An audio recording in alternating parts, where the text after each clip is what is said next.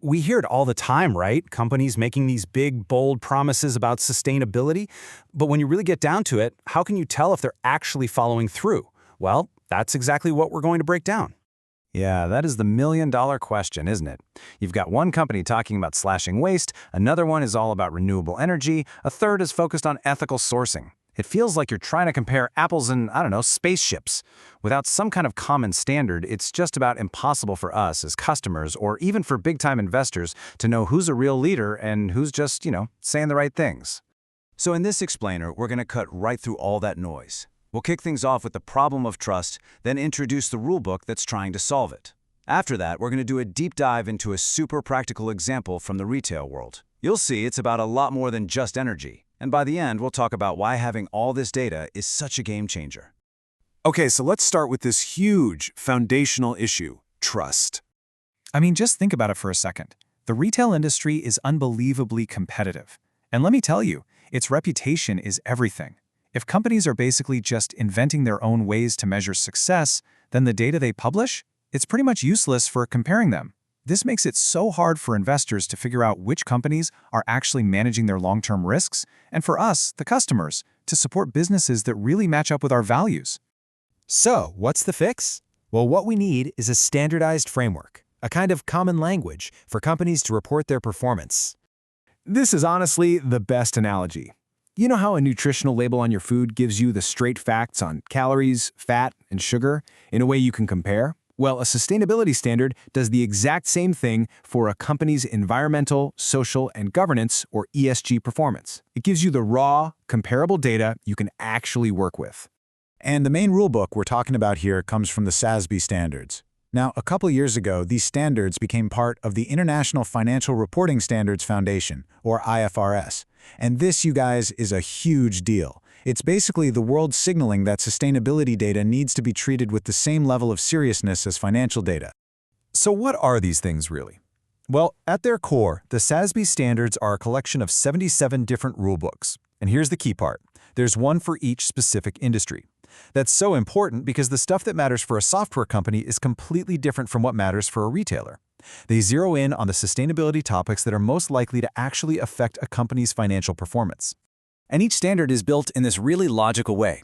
It starts by just describing the industry, then it pinpoints the key things that need to be disclosed, like energy use, for example. For each of those topics, it gives you specific metrics, the super detailed technical instructions on how to measure them, and finally, what are called activity metrics. Those are things like number of stores or total floor space, which let you fairly compare a giant company to a smaller one.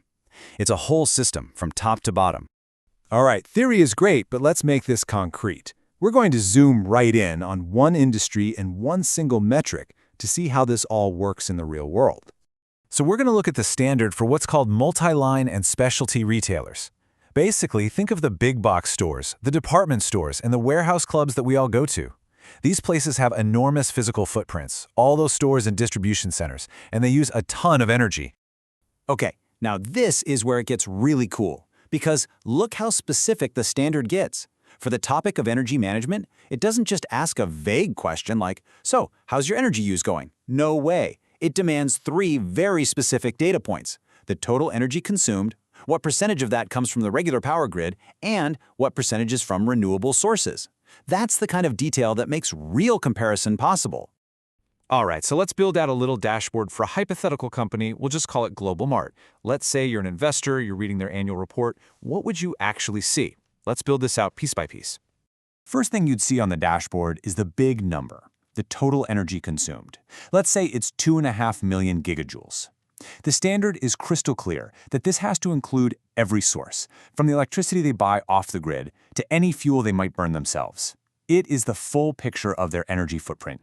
But, that total number only tells you so much. The next step is the breakdown. Our dashboard fills in, and boom, it shows that 85% of Global Mart's energy is just standard electricity pulled from the grid. And that means the other 15% comes from renewable sources. See? Now things are starting to get interesting. And we can drill down even one more level. Within that 15% of renewables, the dashboard shows us the mix. So, of Global Mart's renewable energy, half of it comes from wind power, another 40% from solar panels they have on their roofs, and the last 10% from other stuff like hydro or biomass. Just like that, we've built a really detailed picture from just one metric. And this just perfectly shows the power of having a standard. There's no room for fuzzy math. Renewable energy isn't just a slick marketing term, it's defined with absolute precision in the technical rules as energy from sources that replenish themselves, like solar or wind. This makes sure every single company is measuring the exact same thing in the exact same way. Okay, so we went super deep on energy, but that's really just one little piece of a much, much bigger puzzle. Let's zoom back out and see what else this report card covers. Take a look at this. This is the full list of topics for the retail industry. Yeah, you'll see energy management right up there at the top, but look at everything else. The standard also requires data on data security, like how many customer accounts were affected by data breaches. It digs into labor practices, workforce diversity, and the environmental impact of all their product packaging. Every single one of these is considered financially important for a retail business. And these topics, they get right to the core of what a modern retail company is all about. It's asking for the hard numbers on data breaches, details on employee wages and turnover, statistics on workforce diversity, and how they source and package their products. It's really a holistic health check for the entire business. Which brings us to the most important question of all. So what, right? Why go through all this trouble to collect and report all this data? Here's the bottom line.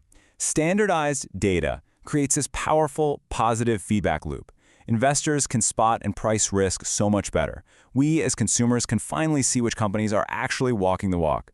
And for the companies themselves, the simple act of measuring this stuff helps them manage their own business better and build something that's much more resilient in the long run. And really, that's the ultimate takeaway.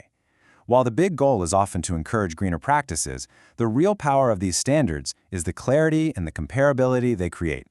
It's all about replacing vague promises with hard, trustworthy data. So the next time you see a company's sustainability report, you'll have a much better idea of what to look for behind all the flashy headlines. You'll know to ask for the standardized data. The real question is, what will you do with that knowledge?